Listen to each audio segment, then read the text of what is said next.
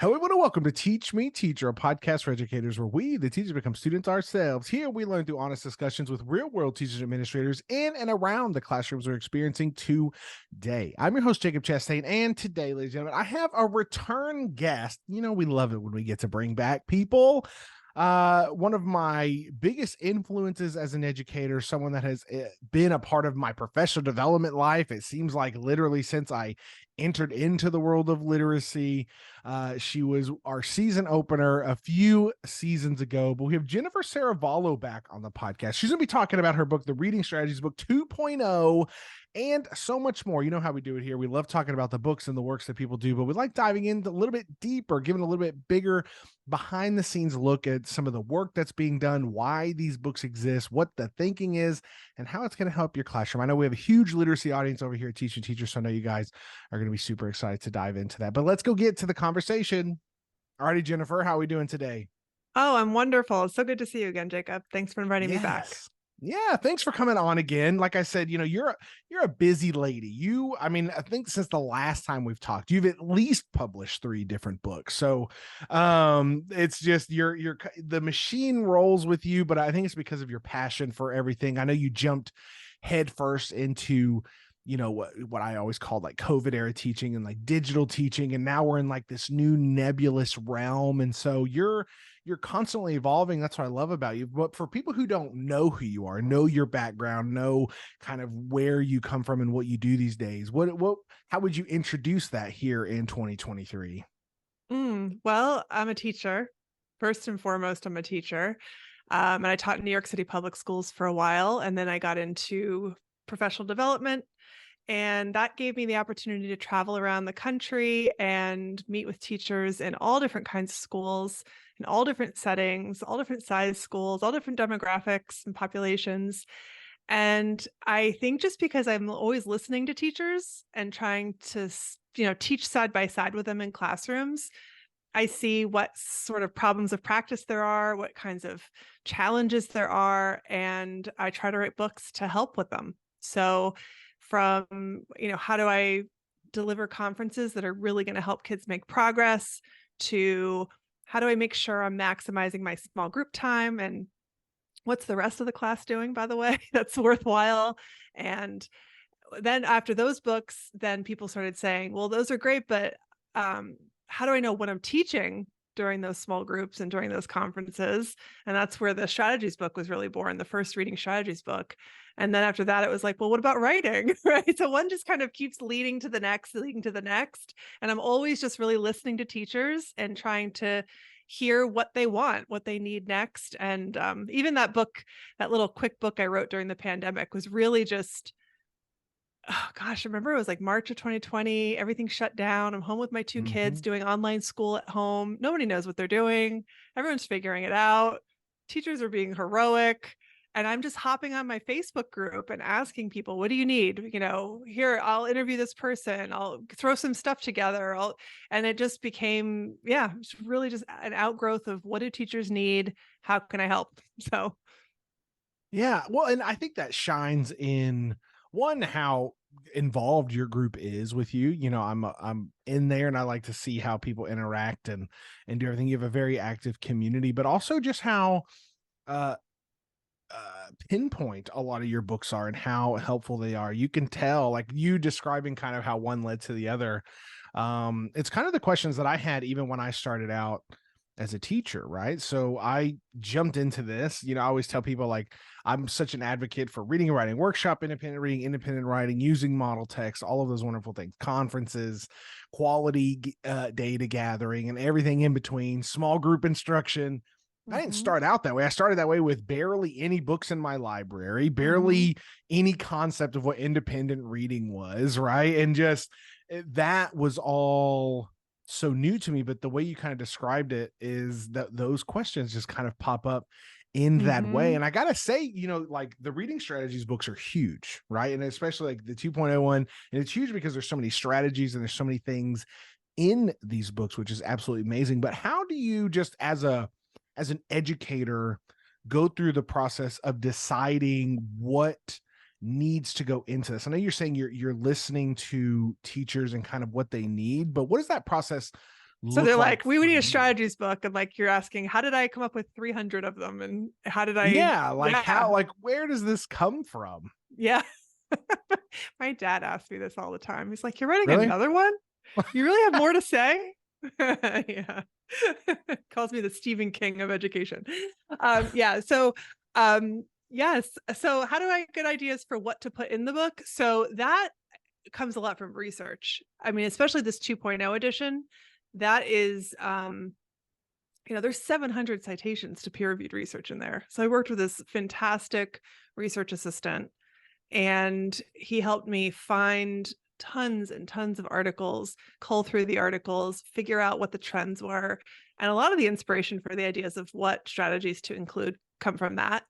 And the other was probably from my amazing editor, Katie Ray. She and I, we revised these skill progressions that I had first published in a Teacher's Guide to Reading conferences, and used those skill progressions as sort of the backbone for each chapter, so Mhm. that the skill progressions can help teachers figure out which strategies do I teach. And so when we started looking at that skill progression, I realized there's like gaps and certain moves that I want kids to make as they move through skills that I didn't have any strategies for in the first edition. And so I came up with, for the second 2.0 edition, there's over 100 new strategies. 150 of the ones from the first edition are so changed you might not even recognize them. So it's really, although it's a second edition, I called it 2.0 because it's so evolved and so new, and there's so much new content in it. But yeah, that's really where the ideas came from in this particular book, was research, and then working with a fantastic editor and looking at skill progressions and trying to think about making sure there were really clear strategies to help kids progress all the way through kindergarten through 8th grade in all these different skill areas. Yeah, no easy task, right?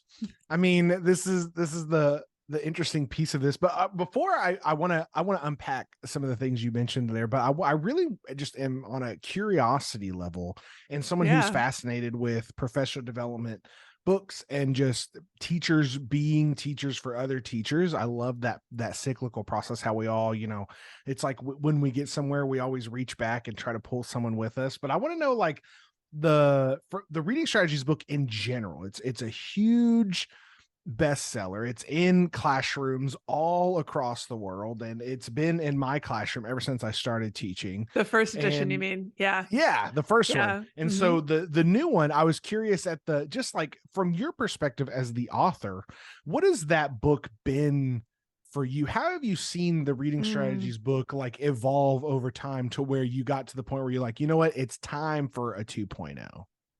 I mean, I have to say the book surprised me how well the first book, how well it was received, and how commonplace it became in classrooms around the country. I did not expect it to be as successful as it was. It really exceeded my expectations. I think my publisher's expectations. We were all sort of caught off guard by it. Of course, pleasantly surprised. Yeah, it's a good Um, problem. it's a good problem. And then what happens is you've got I had years of traveling around the country, leading workshops, doing work with teachers in classrooms that were using the book. And I started to see some of the ways I could make it better. Honestly, that's really what happened was, for example, I saw in the first edition, I had text levels. Every strategy has a text level or range of text levels correlated. And my thinking was that was to help teachers get a sense for, like, how complex does a text need to be for this particular strategy to work. But in practice, what was happening was, well, a couple of things. One, there was a misuse of levels to level children and not books. So that was a problem. There's a misunderstanding. And the second was many, many, many strategies would work with a lot of, with any individual level. So like if I was working with a child who was reading a book at a certain level, I might have 150 strategies to choose from. And I realized, like, that doesn't help a teacher figure out which one to do today. And that's how I landed on the skill progressions within each chapter as a different organizational structure to really help people pinpoint. Um, and of course, we've had like this huge surge of attention on research and the science of reading, right? And my books have always had lots of research in them, but never to the extent that I did in this book. And so it was like an opportunity to like really dive in and say, how could I make this book even more aligned to research? And how can I make those alignments very explicit? Another thing was that I really wanted to improve was the children's literature. I was like, I really want to, I use like Frog and Toad a lot, the first edition. I love Frog and Toad. But I was like, let's see if I can get a little more current with my children's literature, right? Let's see if I can select some books that were published within the last 5 years, books that are really representative of the diversity in this country. Let me see if I could really improve that about the book and use these texts again and again in a way that helps model for teachers how you need a core set of texts that can do a lot of work for you across your day. So that was another change. Some of the charts I felt like could be improved. I ended up with 200 new charts in this book. Like there's just so much different and so much changed. And I don't know, there's like something about me, Jacob. I think I'm just like an obsessive reviser. I'm constantly like, not just in my books, but like in my Yeah. life. I'm like, how can I make this better? How can I make this better? How can I make this better? It's probably a sickness of some kind, but that is like how I approach everything. I had a writing day today with my editor. I'm working on something else now. And it was just like, we sit there and we will talk about a single word in a sentence for like 20 minutes. They're Mm. like, is this the right word? Can we make it better? We'll land on something. We'll come back the next week and be like, I don't know about that word. Right. And she's just like me in this regard. And I love it. But yeah, I love revising. I don't know. I love making stuff better. I love evolving. I love learning new things and trying to incorporate those new things and bring them to teachers. So yeah, it's a Yeah. big project, but I loved it. Yeah, for sure. And your passion for it is obviously evident. But the thing that I'm really interested in too is the you talked about, all the research that's gone into this, but when you were last on, we was kind of really when a lot of the, quote unquote reading wars were really heating up in a large ways. But there's been significant changes since then, right? Since the last two Yeah. years you've been on in terms of just where we're at. And I've always been on the side of, you know what, like let's have these discussions, because if we're Mhm. really focused on research and if we're really focused on what's great for kids and what gets kids to have more literate lives and to really enrich that aspect, then these conversations shouldn't be scary. It should be something that we should hash out. Now we got to all come to Sure. the table with good intentions to have those conversations, but um on the surface, that is something that I've always been really excited about is yes, let's put a magnifying glass on what literacy means, what research-based practices mean. But I Mhm. feel like those terms are thrown around so often that Mhm. I feel like a lot of people hear those terms like, yes, this is research based, but I wanted from your perspective with how much research has gone into this and how Hmm. focused you are, what was the how do you pick? How do you find the research that's quality research? How do you cipher Mm. through all of this? What was that process like? What was your thinking like to make sure that you weren't just getting, the just any research, that you're getting the quality research that is actually going to help you? What was that process like for y'all? Oh, that's a good question. I have a lot to say about this. Well, one thing I'll say is Go that for it. I'm with you, that I think we should be having these conversations always. We should be Mhm. talking about how do we get better? How do we improve the quality of what we're doing in the classroom? Because we are there in service of kids and all kids should be reading better than they are, right? So how do we do that? And we should actually be talking. And there has existed for a very long time a sort of chasm between research and practice. And researchers will talk about this. I was just talking to someone the other day and she said it can take 10, 15 years before a research finding finds its way into classroom practice. This happens again and again and again. It's it's a product of a lot of things. It's a product of how research is done. A university professor might decide on a research project, conduct a study, kind of treat the school as their research site, then publish that in a journal that's behind a paywall and share it at a conference that only Yeah. other researchers attend, right? There's a lot of this division between practice and research. And then you've got that's an example of a classroom-based study, but there's a lot of research, especially, in the field of neuroscience, for example, all this like brain scan imaging, MRI, imaging that's come out recently about the different areas of the brain that light up when kids are connecting phonemes to graphemes or letters to sounds. And that's fascinating research that's been done in a laboratory setting. Right. And so like Mhm. there's a whole collection of studies that are never actually tried in classrooms with kids, these findings. So your question's complex because um, there's a lot to it, right? So Yeah. there's the aspect of like, how do I even get the articles? So I had to hire a research assistant because I literally don't have access to these journals without somebody who has universal access. So that was Wow. step one, hire a research assistant. Now, this man was an incredible, incredible helper, not only because he could pull the articles down and search, but he had a great knowledge base of exactly what I was writing about. And as a PhD, like a postdoctoral researcher, he understands how to evaluate the quality of a study. So he looks at things like the sample size, the effect size, how big of an impact the particular finding had, the quality of the journal that it's published in, whether it's peer reviewed or not, like those kinds of things. So he'd help. That's not something I know like the back of my hand. That's really something only someone with a PhD would know. So he helped me Sure. to evaluate that. But then there's another layer, which is okay, so we found this cool study that was maybe the methodology was strong and what it was three kids in a laboratory setting where they tried something and then the kids learned it. And then there's no study that replicated it that showed that it actually works in a classroom.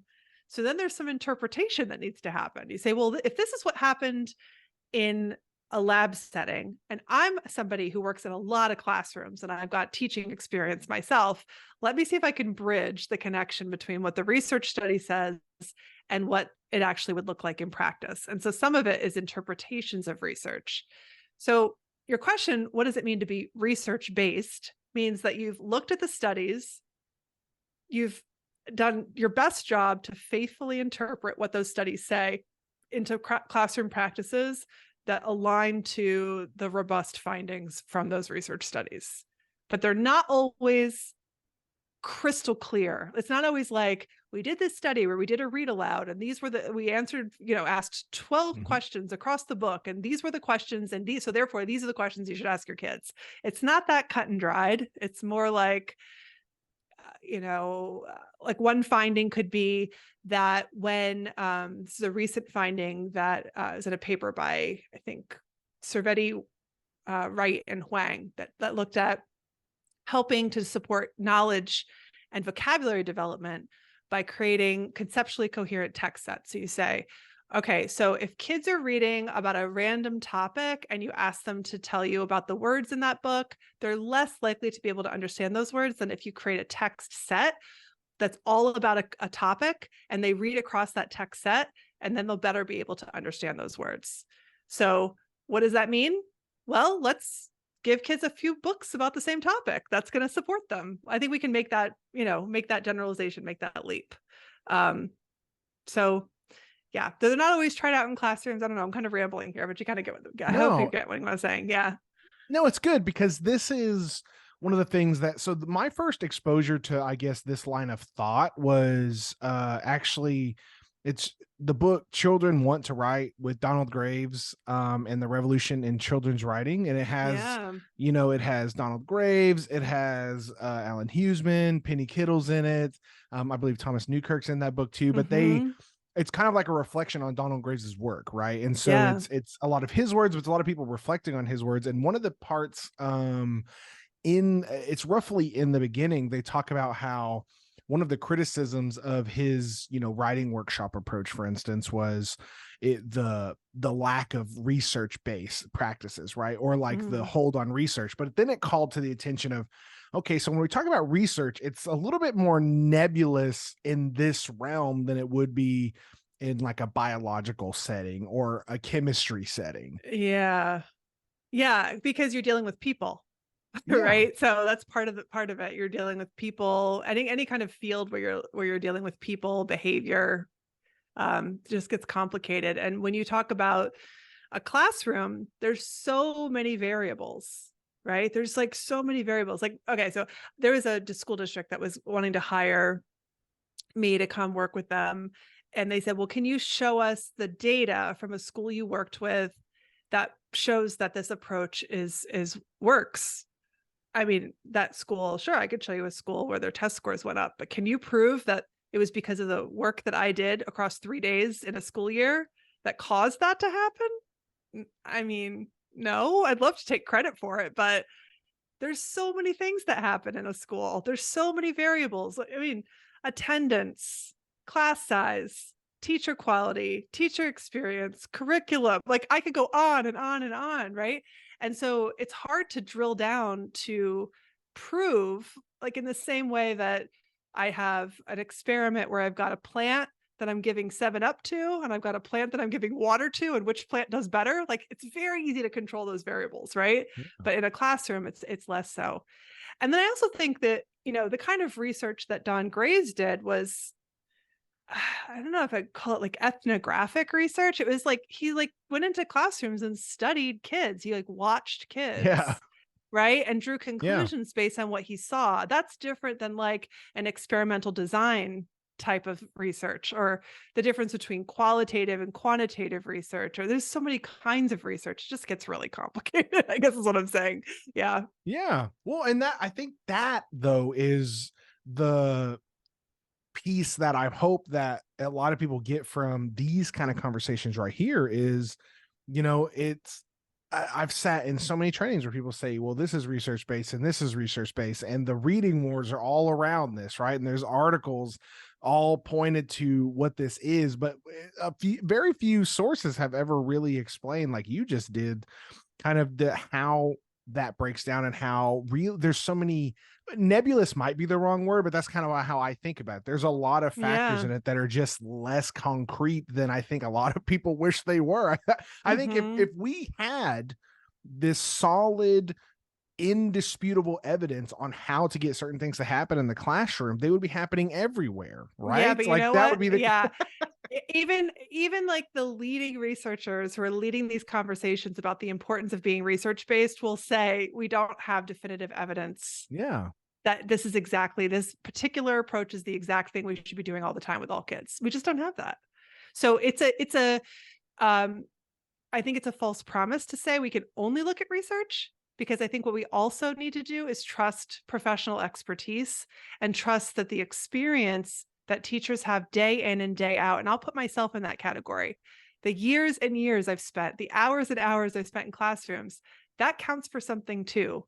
That, the ability to interpret, the ability to watch a child's eyes. I could tell if they're thinking or they're spaced out, right? I could tell, but that's not in a research study. That's a teacher student interaction. And so the teacher's got to matter a lot in this equation as well. And actually, there's research to back that up. I talked with Rachel Gabriel on my podcast about that. Yeah, well, yeah, sure. Plug that real quick for people that just heard that. Like, I want to go follow that. What's the name of your podcast? Oh, it's called To the Classroom, and I started it. It only has one season so far, but I have another one coming soon. And Yeah, it's I have conversations with researchers, and it's for this yeah, very reason. I want to hear about your research, explain it to me in plain language so that I can understand it, and then we have post researcher interview conversations with teachers. So, what do we do with this? How do we interpret yeah. this? What do we bring to the classroom? Because I think that I'm trying to kind of close that divide. I'm not the only Mhm. one, obviously. There's lots of people doing this, but kind of close the Sure. divide between research and practice. Yeah. Yeah. Well, and one thing, have you seen Oppenheimer yet? I have not. I have seen the Barbie movie though. Oh, okay. Well, But see, that's next on my I've list. I heard want I to see have to that as do well. I've heard I have to do homework before I go to the Oppenheimer movie. This is what I No, hear. Is this true? I don't think so. It's super good, but you just got to be prepared. It's a long one. But there's a line in it that happens over and over and over again that I think is kind of uh indicative of what we're talking about here. But he talks about how like they're practicing theory, and there was a point where they were talking about, if you split an atom, like there's a chance like you could ignite, like it could start a chain reaction in the atmosphere and basically just burn the whole world, right? Mm-hmm. And they were like, they didn't know, and they're like, well, we don't really know. And so this line that keeps coming up is, theory only takes you so far. You have to actually have Mm. practice. And I think Mm-hmm. I really struck with that as a teacher when I was watching, and I was like, yeah, it's so true in a lot of things, because Mm-hmm. we can sit there and you can hear about the strategies that are amazing. You can hear a really charismatic presenter giving you something, but it doesn't mean a whole lot if by the time you go back to your classroom and for some reason it just doesn't work. Or you can have all the Yeah. research in the world, but if you don't have the resources, the support, the time, the know-how, Mhm. the class environment, whatever it is, to really Mhm. implement a lot of this. It doesn't matter how great your Mhm. research or theory is if there's so many fundamental things that aren't there. Do you find yourself facing those conversations too?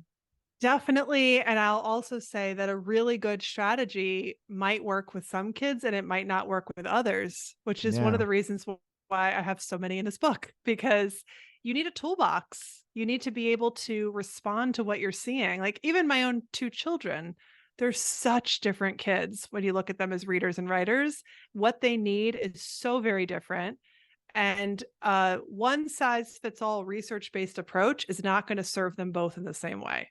So, yeah, there's just a lot of variables. Back to that same point. There's just a lot of things that make humans unique, that make Yeah. learners unique, that different strengths that they have, different things they're bringing to the table, and different needs that they have. And so we've got to be nimble, flexible, and we've got to have a good toolbox of different ideas. And it can be true that there's research behind this idea of how to support somebody who maybe has some executive functioning challenges and has difficulty sitting still and attending to their book. And there's also research over here for this idea of how to help someone figure out the main idea of a nonfiction piece. And there's also research for helping someone with fluency. And there's also research. These are all research based, but they're right for a different kid at a different time. And if you teach the fluency strategy to somebody who's already fluent, or the main idea strategy for someone who's still working to decode the words, it's not going to land how you're hoping it's going to land. Well, and I love that point because one of the things that I'm seeing as a high school principal these days, but also, when I was in the classroom, in middle school classrooms and seeing like just from kids to kids and classes to classes, just the stuff that I would use as really powerful mini lessons always didn't work the next Mm-hmm. year, or Mm-hmm.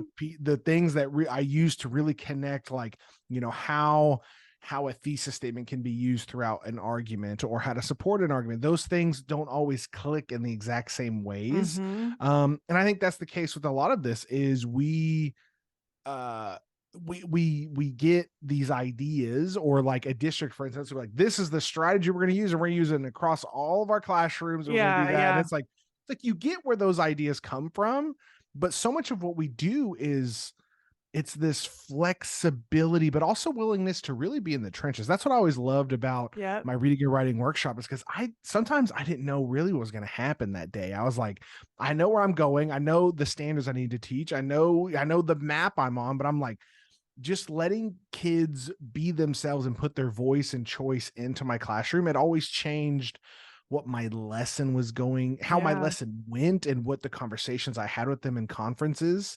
And I wanted to know, just when you're talking about research and things evolving, things not always working, was there anything that you can think of that changed from the previous reading strategies book to 2.0, that research changed how you approach something? Ooh, that's a good question. Um, yeah. Um, I'll give you one example. There's a strategy in the beginning of the conversation chapter. And in the first edition, it's just about like how to show you're listening and how to be ready for conversation. That's basically it. So it's very like basic strategy. Like if you're going to be in a conversation, you've got to listen to the person you're in a conversation with. And I don't remember exactly how I advised the teacher to talk about this, but I said something like, make sure your hands are still, make sure your body's still, make sure you're making eye contact with the speaker. And those are norms, I guess you could say, that are, Sure. for some kids, that's what listening looks like. But that's not what listening looks like for kids who get distracted by making eye contact, for kids who need to have something in their hands and they need to be moving in order to be able to concentrate. They need some kind of like, external stimulation to be able to concentrate. So the revision of that, it's the kind of looks the strategy looks kind of similar, but it's completely different advice. It's like figure out what works for you. These are some options of how you can listen. Notice whether you listened or not, and if you need to make some adjustments. So it's much more flexible, based on, again, really on the individual. But I wanted to, if I could, just talk about something you were mentioning before you asked this question, Sure. which was, you got me thinking about how there seems to be a trend now, at least where I live in the Northeast, like New York City is adopting new curriculum products. They're a choice of one of three curriculum products. There are many states that have passed legislation that specify what needs to be in Yep. the curriculum, and then the Mhm. following year it seems like there's a short list of programs and you have to pick one of them, right? Connecticut's a state where that's the case. And these curriculum products, while they may have many good things about them, and they may claim that they're aligned to the science of reading or that they're research based, just like my reading strategies is research based, the truth is that once you actually start teaching it, it's going to totally engage some kids and probably bore others. It's going to be exactly what some kids need, and it's not going to be what other kids need. And you need flexibility. You need to be responsive. Just like you said, I wasn't sure. I knew what my objective was, I knew where my lesson was going, but how my kids were going to respond, I had to be flexible and ready to make changes. And I think that anyone listening right now who's in the position of having a new curriculum being adopted by their district, they're going to have to teach to a new curriculum. There's a new, maybe you're in a district that's expecting it to be taught with fidelity, right? That you really have to kind of stick to what it says.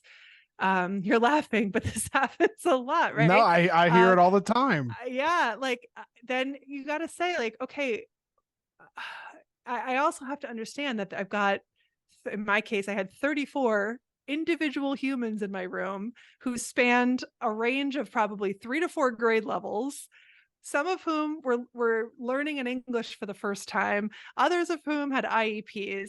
There's no way you could tell me that this one lesson I'm teaching to everybody is going to land the same exact way. I've got to have the ability to pull groups, to word things in different ways, to offer alternate text selections that are engaging, like whatever, right? So that I'm really, really supporting all my learners. So I think that message of flexibility is just really important to drive home. Yeah, and it's something that, like, once I turned to the dark side going into admin, I wanted to advocate for this idea of flexibility, right? Because, Hmm. we're in a curriculum revamp where I'm at, right? Which is what I was talking about. I kind of giggled at the fidelity thing because it's true. Yeah. Like, we've all heard these conversations. If you've been in schools long enough, you're going to hear the same things in certain ways. But I've always tried to keep my teacher heart at bay. I work with my English teachers very closely. I'm in their classrooms. I'm a part of the curriculum discussions. I'm talking to district. I'm talking to the teachers. I'm seeing what this stuff looks like in practice.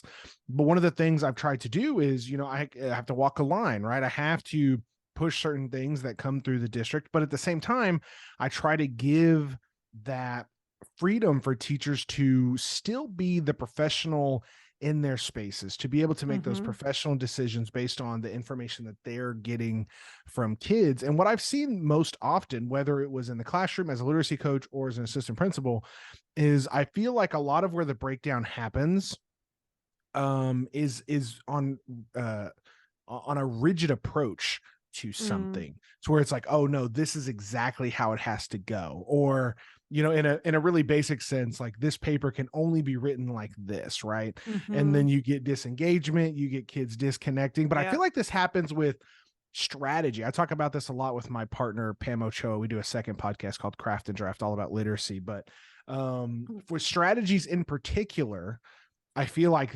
sometimes the practice of strategies, it can become more about teaching the strategy than using the strategy to teach the kid and the content. That's important. Yeah. When you're talking about this, do you see that as well, that sometimes it's like it becomes so much about the strategy that the actual meaning behind what you're trying to do can get lost in the jumble of everything? Sure. I think that could happen. I think one way to help prevent that is to, I hope the skill progressions that I offered in the book help prevent that, because what the skill progressions are showing you is how kids' work deepens within a particular goal, right? So, like, one of the goals is understanding character. And the skill progression goes from being able to name who the character is, to being able to infer traits and feelings, to thinking about the complexity of the character, to understanding relationships amongst the many characters, right? So there's a really clear progression. So you're always teaching a strategy in service of the kind of thinking that you're asking kids to do, and of Mm. course in service of the information, the understanding of the particular text that they're reading. So it's not about can you follow these steps, it's about can you think about characters in complex ways. Are you noticing um their good sides and their bad sides? Are you thinking about them as a three-dimensional person?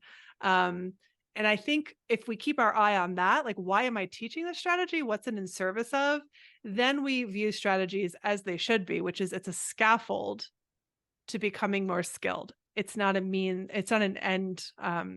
in and of itself. A Yeah. And means when to an I'm, end. Yeah. and it's like, your own work. Cause that's kind of where I was going with this was this, the monitoring piece of this, right? The Hmm. progression that you talk about in your book is probably my favorite thing in your work, but also in 2.0 in general, is just that idea of kind of showing that roadmap. Because I always use a tech, like what you like districts where they pull people in and they have someone, there's always like a tech like scenario, right? Where this is like, oh, you're going to learn about tech strategies, right? And they go and they list like all these programs that you can use, and they introduce these things, but you walk away going, okay, so those are the programs and everything, but what do I do? Like, how does this When do help I me? put them Yeah. in place? Yeah, Yeah. exactly. And I think that strategies can kind of do that, but you have your own little antidote to that, which I think is interesting. But I wanted to just kind of let you talk about why it's in the book, which we've already touched on a little bit, but also just why is it important for us to move in this way? I mean, like, hang on, let me rephrase. I'm getting excited because this is the stuff I really love, is the progression, because it's so easy, like I said, to get lost in the strategy, to get lost in what we're doing. But if we don't really know the aim, if we're not monitoring and moving towards something, we can end, a lesson cycle without ever really progressing to the next level. And I wanted to know just your thinking Yeah. through how to combat that with a PD book. Yeah. So um, I think that if you're just teaching strategies randomly as activities without a real sense of why am I doing the strategy, why am I asked, and without the kids having a sense of why am I learning these steps to follow, what's it in service of, then maybe you're not being as research based as you could. There's a Yeah. researcher named John Hattie whose now very famous book Visible Learning talks about what it means to be visible, with our instruction, that we want to make sure kids know where are they going, what's their goal, how are they getting there, those are the strategies, and we give them opportunities to self-reflect. You could use your skill progression to reflect, how's my work compared to the expectation. So I think that it's just so much more powerful when, of course, the teacher understands I'm going to be teaching strategies because I want to help my kids think more inferentially about the text that they're reading, or I'm teaching strategies so that they're better able to determine the key content and information in this textbook that we're reading in social studies and will therefore be able to summarize it. Or I'm teaching these strategies so that when kids encounter an unfamiliar word, and I'm not next to them, they have some ways to try to figure it out using context or morphology or what they know about how words work to be able to get at least a gist of the word so that it doesn't interrupt their reading. Like, these are really useful things to know how to do and to be active as a reader. That's really what strategies are. They're about positioning kids to be in the driver's seat and be active, do something, right? When you have difficulty, when you're not understanding, when you don't know a word, do something. And the strategies are just offering kids a step-by-step how-to. Then when you couch it in, here's when you do this. This is known in the research literature as conditional knowledge. What's the condition in which I should apply this particular strategy? Well, then you're setting kids up to be able to transfer it, to use it on their own. It becomes a tool in their toolbox to be able to implement when they need to, get out of a sticky situation, figure out something they're not understanding, and so on. Yeah, I think it's one of my favorite pieces, and I hope that when people go out and get the book, if they haven't already, and districts ordering it and everything, I hope that's highly focused on, because I think it's where a lot of this gets lost in. And I would be amiss to kind of get to the closing piece of this without talking about another one of my favorite pieces of this. And it happens to be literally on the cover, right? When you open the book, it has the hierarchy of action. Oh, And if yeah. I'm obsessed with this chart. I don't know why. I think it's so interesting, right? Just the what that means, this concept. And I wanted to point this out for people just kind of as the tail end of all of this before we get to a wrap up is Sure. the hierarchy of action. What does that mean? How did this come about for you, and how does it fit into what this work is? Honestly, it was an answer to a question I got from teachers, which was, here's my assessment data. Here's all the things I noticed my child needs. What do I do first? That's really what I mean by hierarchy is it's the what do I do first? And when we're teaching developing readers, it's likely that kids are going to show that they could grow in more than one area at a time. So, at the top of the list are things like, is the child engaged and motivated to read? Which means, can they choose books? Do they like to read? They have a positive feeling about it. Can they sit still? Can they focus their attention? Right. So I have that at the top because if you're not really able to use you're not really be able to kind of settle yourself and focus and select books that are going to be enticing to you, it's going to be hard to work on just about anything else. And then shortly after is being able to read the words and then reading fluently and then all these comprehension goals. So it was really just a tool that I created for teachers who were trying to look across all their data and make a decision of what's my first plan. And the reason I'm saying first is because back to Hattie, this idea that we want to make sure we have clear goals. And that's what that really is a list of goals, right? So what's the thing I'm focusing on, either with an individual, like during my conferences and small group instruction, or what's the thing I'm focusing on for my whole class? What are we working on together as a class? But I know what my goal is. I know what I'm going for.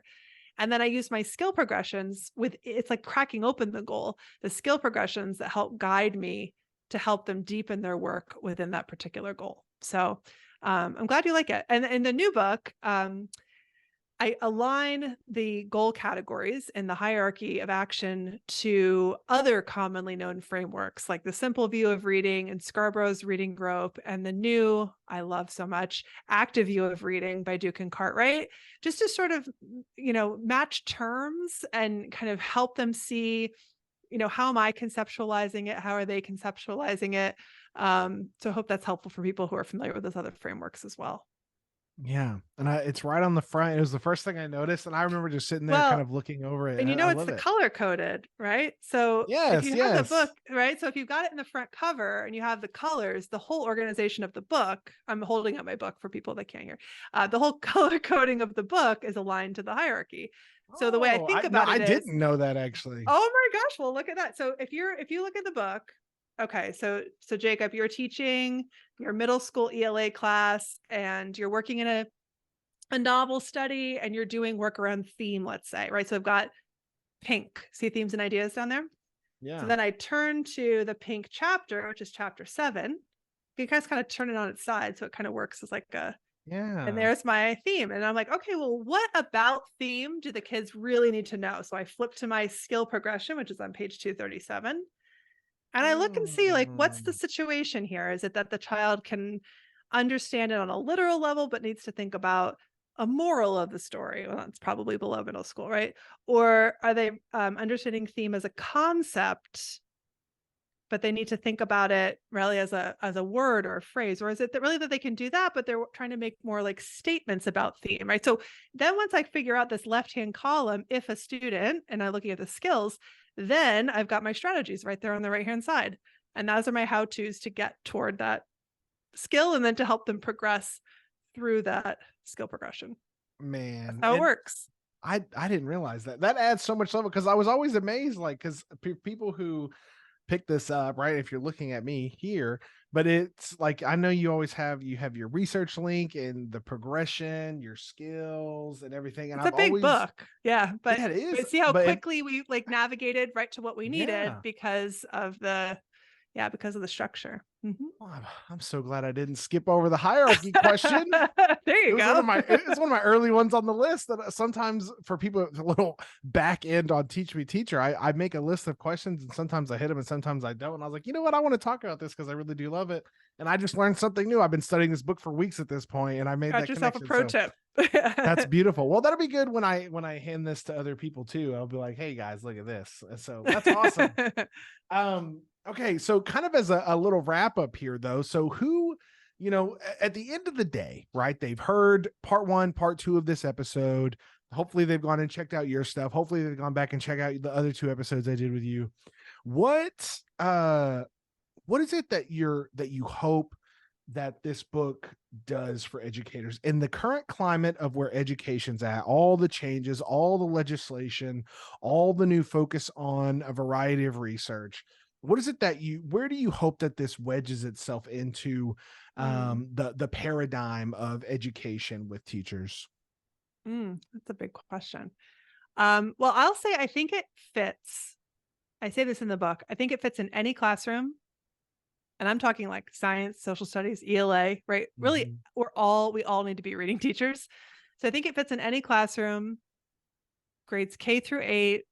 And I don't think it matters what curriculum you're using or what approach to literacy you're using, whether you still are using balanced literacy or you've moved to structured literacy or however you define or describe what, the approach that you're using, because strategies are effective. They're research based. And the way that I have the book organized allows you to be responsive to kids or to align these strategies to the standards that you're teaching and the kind of whole class objectives. So I think most of all, what this book does is make the complex ideas, sometimes inaccessible ideas from research, doable and practical in the classroom for every teacher. Jennifer Serravallo, everyone. If people want to find you, follow you, stay in contact, how do they do so? Where do they go, my friend? My website is jenniferserravallo.com. On Twitter or X or whatever it's called these days, it's at jsaravallo. What is it? X. On Yeah. Instagram, it's at Jennifer Serravallo. Yeah, but my website's probably the best way to keep in touch.